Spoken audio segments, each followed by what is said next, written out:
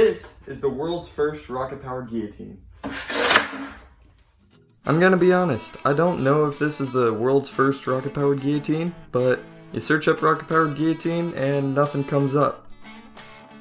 And no, it's not because it's a dumb idea, it's mainly because nobody else is smart enough to come up with the idea.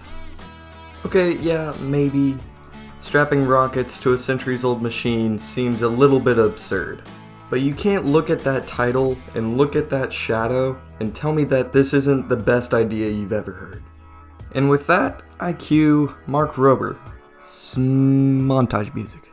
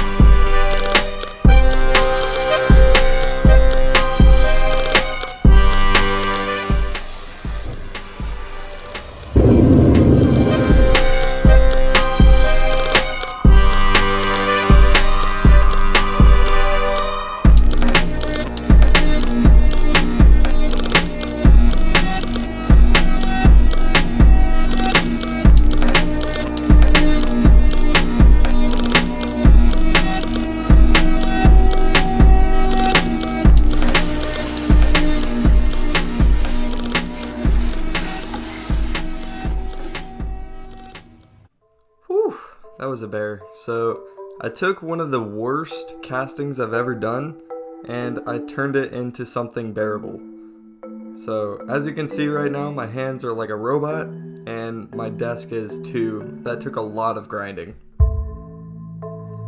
And as always, if I find a place to put my logo, I'm gonna put it there.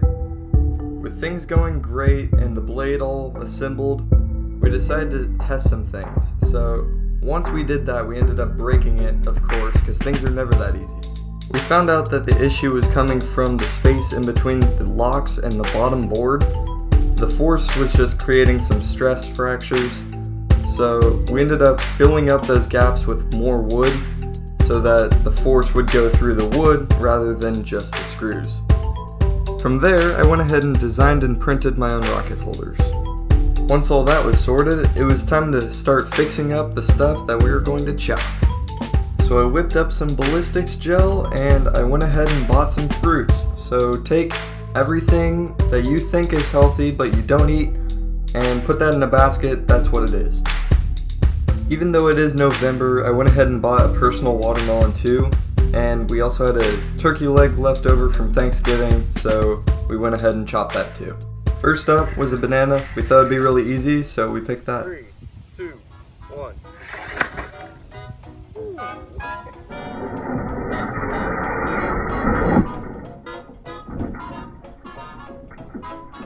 Next up to the literal chopping block was a green apple. Say goodbye to Steve Jobs.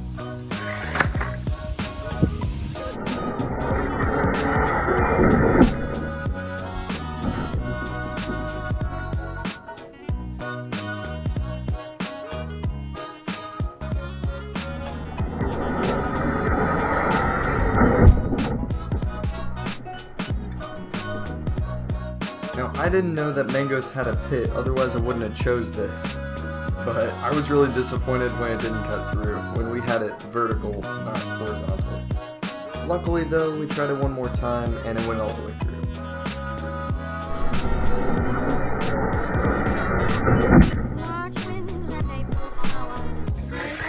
Ah!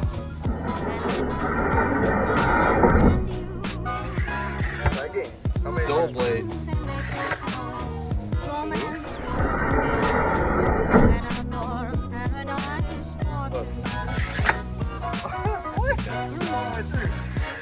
Oh, it's through. It's through.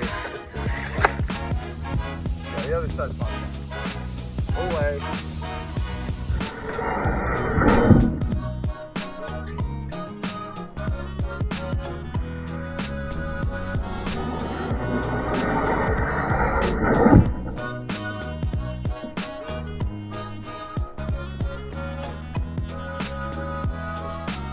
Yeah.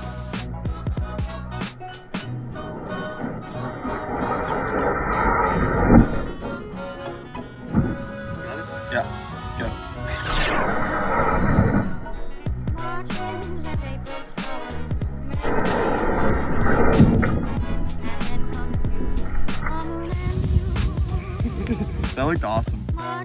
Over the summer, I started making some rockets, so it's been about 3 months since the last time I made a rocket, and I was never amazing at it, so I'm gonna go ahead and quote Mark Rober again, but this time in a little bit twisted words. If this thing were to fail, it'd be completely due to lack of effort.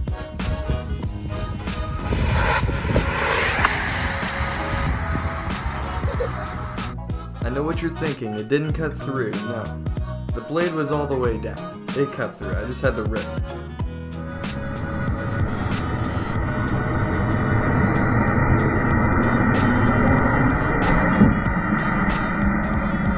Now let's compare that with a banana from earlier. Oh yeah, I'd say that's at least 2 more meters per second for my scuffed calculations.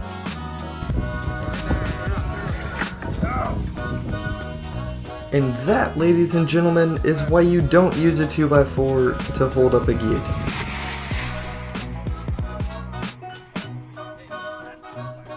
But even without the rockets, the ballistics gel was no chance for the guillotine.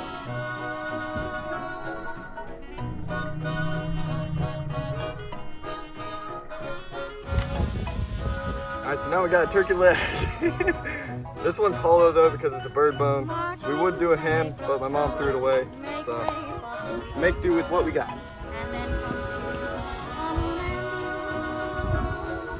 Go fast.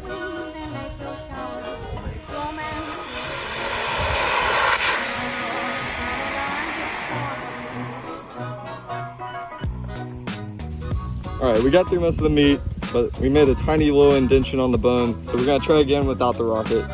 3, 2, 1, vamos. Again, again. Yeah. Woo! Science time. With this thing weighing in at a whopping 2.5 kilos, it really surprises me. Up until, you just take the copper bar off of it. So 1.4 kilos. We can use this along with Newton's second law to figure out exactly how much force is putting on these objects. Now, assuming a big thing like friction doesn't exist, it turns out to be around 13 newtons.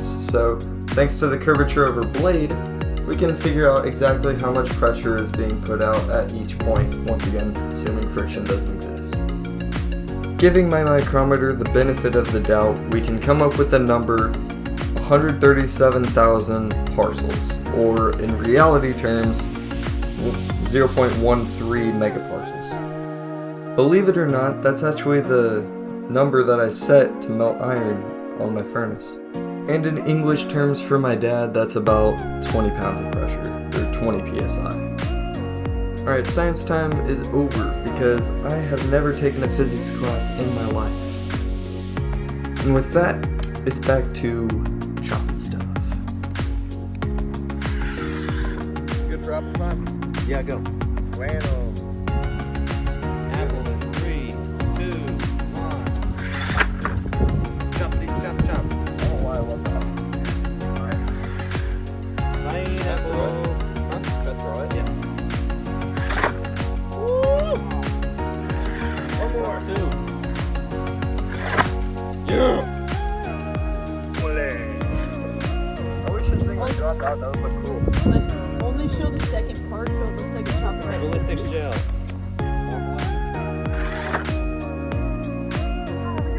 Oh, this goes over.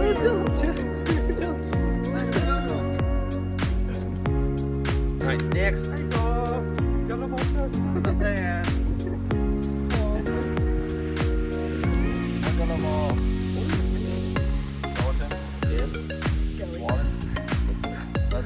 If you search up how to make wood, that's all it is. Alright, orange time. Orange.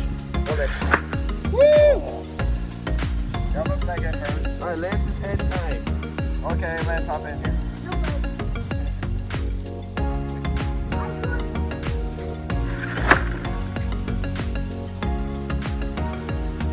I mean, what can I say? Thank you guys so much for watching. I hope you enjoyed it. Go ahead and do stuff.